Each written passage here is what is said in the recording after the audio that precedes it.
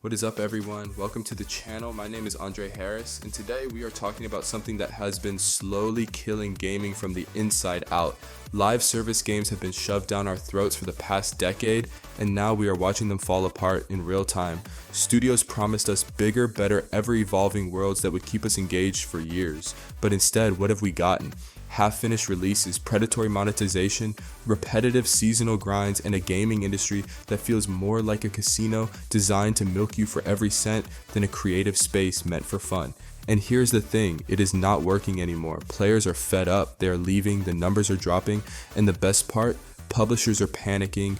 Every major studio is desperately trying to patch the sinking ship, but instead of making actual good games, they are doubling down on the exact same mistakes that put them here in the first place. This is not just one or two bad games. This is an industry-wide collapse. We are watching Call of Duty, Apex Legends, Overwatch 2, Destiny 2, Halo Infinite, Battlefield 2042, and more hemorrhage players, while the studios behind them keep pretending everything is fine. They are not adapting, they are not innovating, they are watching their own foundation crumble, and instead of fixing it, they are just throwing more overpriced skins into the store and calling it content. And that is exactly what we are breaking down today. Before we get into it, I stream live on Twitch at twitch.tv Andre StayAlpha. If you want raw, unfiltered gaming discussions, if you want to talk about the state of the industry or just hang out and chill while we play games that actually respect our time, drop in and be part of the conversation. Now let's get into it. The biggest issue with live service games is not just the microtransactions, it is not just the overpriced cosmetics, it is the fact that these games are not built to be fun. They are designed to keep you engaged at all costs and not in a good way. The entire foundation of live service gaming is built around manipulating your time, not respecting it. Think about it. When was the last time you played a live service game that respected your time? How often do you log in excited to play only to feel burnt out within an hour? That is by design. Everything about these games is structured around engagement metrics. Studios do not care about whether you are having fun. They care about keeping you playing. That is why XP gains always feel too slow. That is why battle pass rewards are stretched out over months. That is why in-game stores keep rotating, so you feel pressure to buy something before it disappears forever. They do not want you to play because you are enjoying yourself. They want you to play because you feel obligated to. This is what has killed the soul of gaming. Call of Duty is the perfect example. Once upon a time, Call of Duty was the gold standard for FPS gaming. Every entry had its own identity. Modern Warfare, Black Ops, even Advanced Warfare, it all felt fresh. Now every Call of Duty game feels the same because Activision has designed every part of it to serve the battle pass first and the gameplay second. Skill-based matchmaking, not there to make fair fights. It is there to frustrate you just enough to keep you engaged. Weapon balance, not adjusted for skill, but adjusted to push you toward buying new gun skins. Seasonal updates, not there to refresh the game. They exist to force you into another artificial grind cycle so you do not drop off before the next overpriced bundle drops. And it is not just Call of Duty. Look at Apex Legends. It launched with so much potential, a battle royale that actually felt fresh, fast-paced, and fun. But what has Respawn done with it? Instead of refining the gameplay, they have focused on milking the player base. Skins are now $20 to $30 a piece.